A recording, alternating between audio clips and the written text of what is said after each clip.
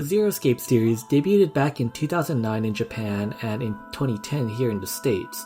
The first two games, 9 Hours, 9 Persons, 9 Doors, and Virtue's Last Reward were quite the spectacle. The games were a visual novel / puzzle type of hybrid game.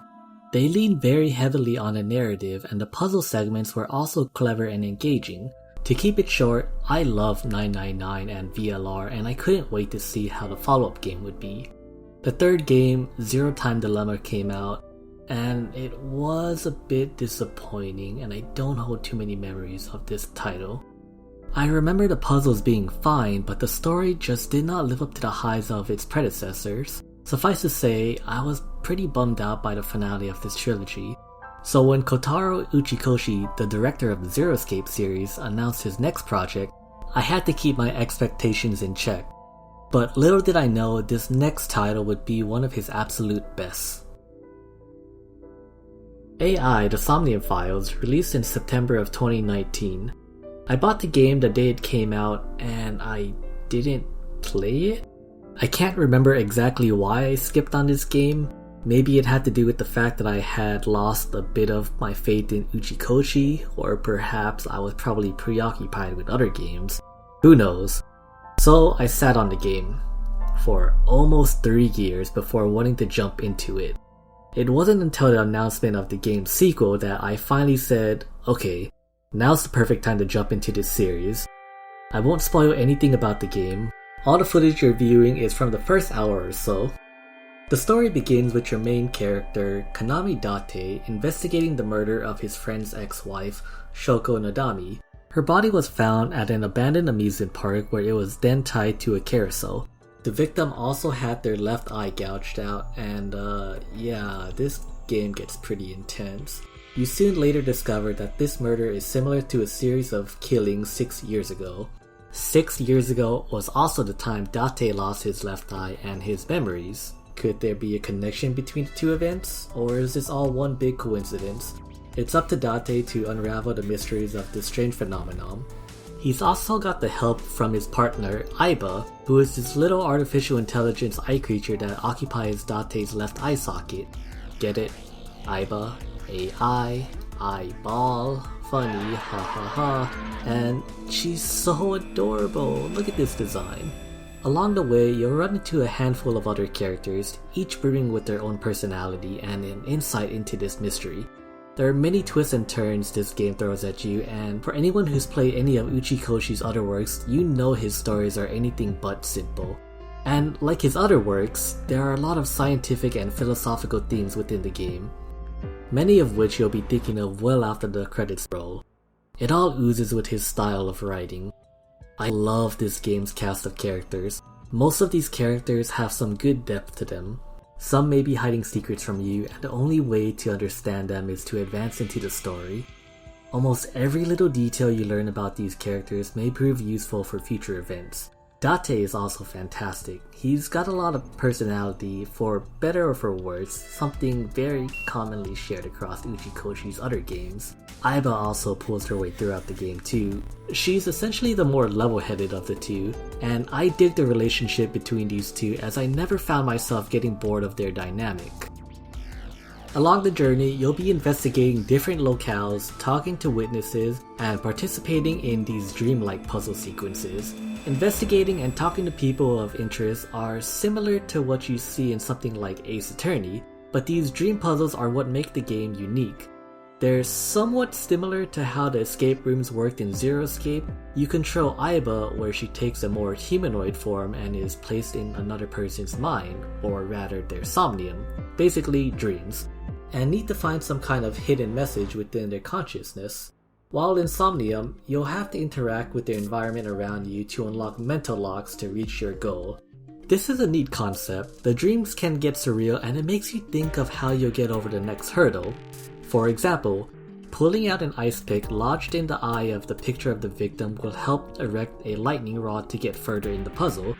There are a lot of arbitrary puzzle choices like this, but more on that later.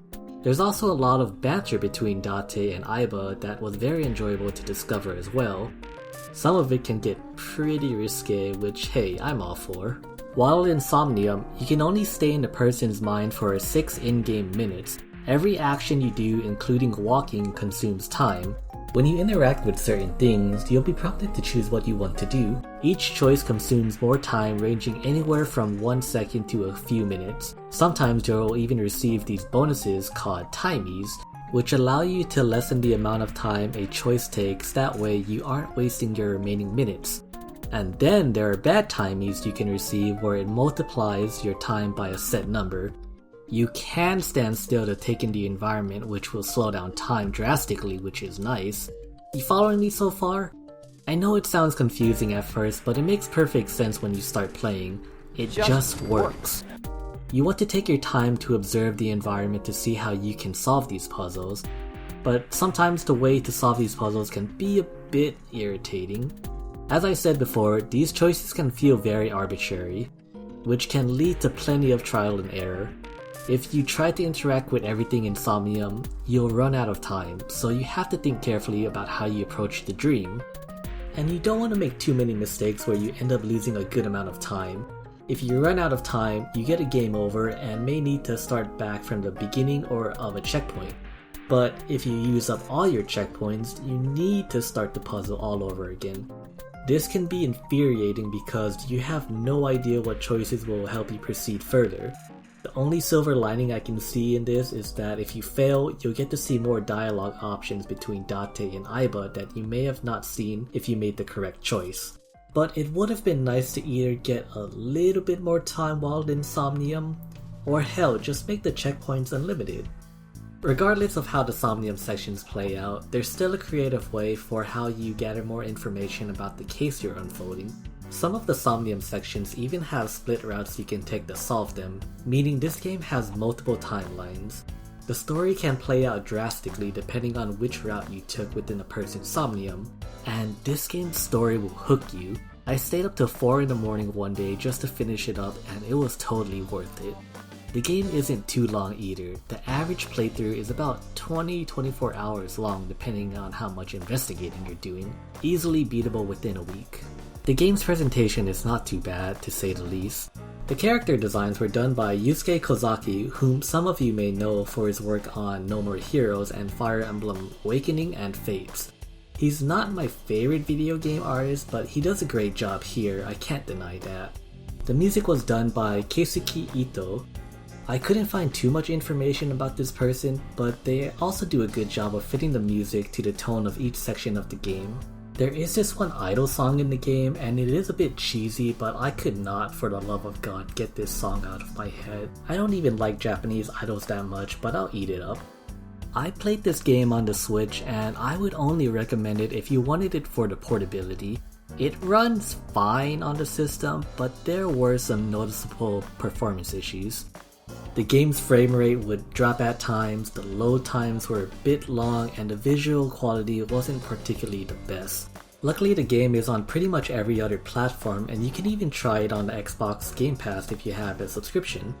But if you're like me and don't care about performance issues and want the game on the go, the Switch version is not a bad option. Unless you have a Steam Deck, then hey, more power to you. I've heard people say this game performs poorly on Switch, and while they're not wrong, story-based adventure/visual novel type of games are best on Switch for that pick-up-and-play lifestyle. I loved playing a chapter or two before I went to bed and getting all cozied up. AI the Somnium Files restored my faith in Kotaro Uchikoshi. Zero Time Dilemma was an okay game, but it was a bit of a disappointment for me personally. AI feels like Uchikoshi took that criticism and crafted something that wouldn't make the same mistakes as his last project. The story is really amazing and it will keep you playing until the sun starts to rise at dawn. Had I played this game when it was released, it could have easily been a Game of the Year contender. This game's narrative is just as good as some of my other favorite sci-fi stories like 13 Sentinels or Steins Gate. The sequel, AI The Somnium Files Nirvana Initiative, boy that's a mouthful, just released last month and I just recently ordered my copy. I was lucky enough to get the Switch Limited Edition, but it does not arrive until another 2 weeks, but hey, I got it! I'm so impatient for my copy to arrive that I started a Gamefly free trial just so that I can play the game a little bit early before my own copy arrives. Yes, Gamefly is still a thing. I'm hoping the sequel can be just as good as this one, and maybe some of the complaints I had about the Somnium sections will be addressed, along with some of the other performance issues. I'll probably make a follow-up video on Nirvana Initiative in the future if I have the time, but please, if you love detective mystery games, do yourself a favor and pick this game up. If you were let down by Zero Time Dilemma like me, you'll probably like the direction this game has going for it. And hey, if you loved AI and want to see Uchikoshi's other works, I highly recommend the Zero Escape series. Just don't expect too much from the third game.